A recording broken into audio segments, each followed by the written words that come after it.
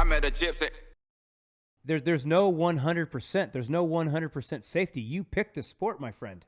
You picked the sport. You picked the most dangerous sport, and you're going to complain to me about talking to you and telling you and teaching you how to be efficient on this motorcycle because I have felt what it's supposed to feel like to ride a motorcycle. Most people haven't. So just like this kid I was teaching the last couple of days in Supercross, his bars were kind of low. He's a tall guy. And I said, you just never knew you were uncomfortable. Yeah. You have no idea that you're uncomfortable right now. And he goes, what do you mean? I said, let's change these bars. Let's do this. Let's do this. We're going to ride outdoor for 3-4 days. We're going to do some trail riding, and we're going to get this technique into you. He rode Supercross today. He's like, oh, my God. I told you. You didn't know you were uncomfortable. And now he goes, I cannot believe how good I feel. And this and that. So most people are riding so bad on motorcycle, they just don't know they're uncomfortable. Yeah. They don't know what riding a motorcycle correctly feels like. Okay? So, again, when your knees at the knee point, you have 30 to 40 of interior and exterior rotation, side to side, right? And if you limit that, well, that's like taking 30 to 40% of any movement out of the motorcycle. Tell me how you're going to ride that motorcycle if anything that's supposed to move isn't moving to its true potential. Even just a little bit of play in your throttle, you're coming back. Yeah. Just so your forks are a little bit too hard, you make a click or two. The bikes are so sensitive to change. The bike is so sensitive to weight being in the wrong positions. That's why the most important thing in a motorcycle is have balance. So now if you put, let's say, yourself at 170, 80 pounds up at this high level in a wrong position, you don't think you're going to affect that bike when 2 clicks, 2 pounds, and 2 millimeters change the bike? And you got 170 pounds, 60 pounds in wrong positions up here at this high level? You're going to completely manipulate the direction of the motorcycle. Is that what I'm saying? And so that's why I think it's a physics thing. It's the bike has to work with the body as the body has to work with the bike, as the as the mind, the mind and the feel have to work together, because yes, you do have to think about things, but you also have to feel the things at the same time. If that makes sense, And so, this is kind of a thing I'm getting at, is just teaching people the right position, and getting away from these old ways we've been doing things. There's no scientific research, so to speak, on these neck braces. There's no scientific anything on this. They're tested in a laboratory, which you're never going to resemble a crash. But you're wearing something for the hope, for the maybe that you'll be okay after the crash that you have no control over. But it's putting you in such a dangerous, uncoordinated, inefficient position before the crash has happened or mistake has happened, that you made your mistakes to crashes, instead of 1 in 100, now 1 in 10.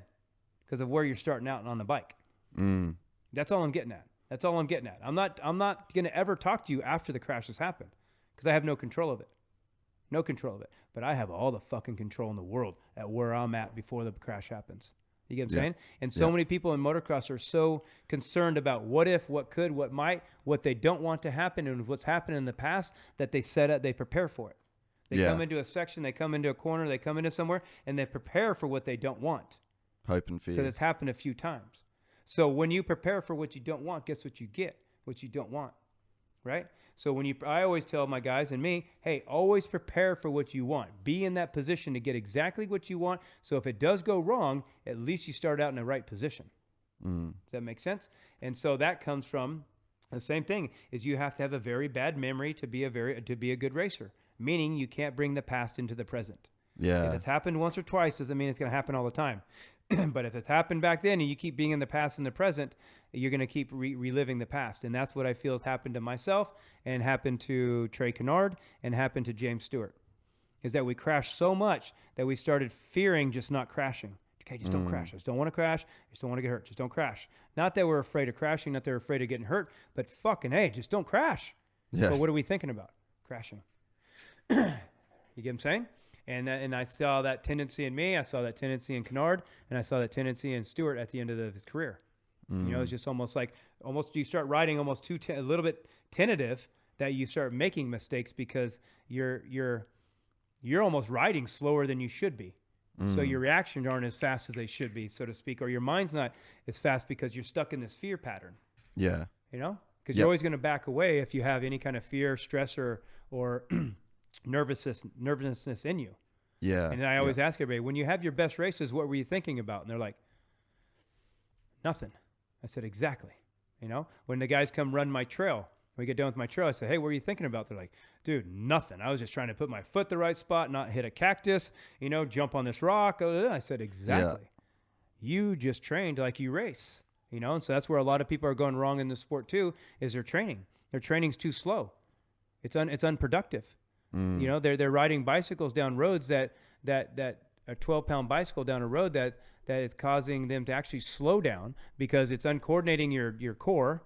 Yeah. It's putting you in bad positions. There's no impact. There's no kinetic energy being put into your joints. And also your mind can start wandering. Right? Because most people in motocross are putting their foot in a steel plank boot. So now their foot's asleep. Then they go into a bicycle, they put it in a carbon fiber plank. And then they get done with that and they put in big squishy shoes. So their feet have fallen asleep. Your foot is the most complex suspension system ever created, says Da Vinci. Yeah. He also said that mechanics will never recreate that foot, which they haven't. And I worked with a billionaire guy in Aspen last year, and we were talking. He's like, "Hey Ryan, I own a robotics company too." I'm like, "Oh, that's cool." And he goes, "Dude," "you wouldn't believe the shit that we can do. That stuff that we have almost a human. But man, there's just one thing we can't create." And he goes, "That's a foot." And I just went, "Wow." And so that's where everybody in motocross to me is going wrong, is they're not training the first point of contact. And that's what I'm saying, just like tires. Tires are so important in motocross that people don't realize it. So the first point of contact provides your feet, and nobody's training those things. Everybody has dead feet. Dead feet mean feet that aren't alive. Dead feet mean feet that aren't strong, aren't stable, and they have no feel to them, right? So for me, I'm all about feet. Everything I do is about feet, but that's why my balance is so good. That's why my power is so good. And that's why things at 48 years old, it's just the way that you live your life. And, I don't know why I went there, but just my conversation went there.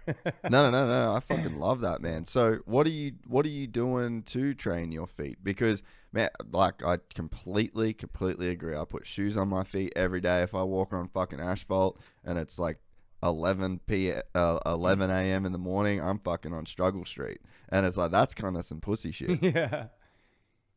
Yeah. Well, the thing is that you have to train because there's 100 different ligaments, joints, tendons, muscles in your feet. Like I said, it's the most complex part of the body, but it's never used. It goes to sleep. So once your feet are uncoordinated, then your core becomes uncoordinated.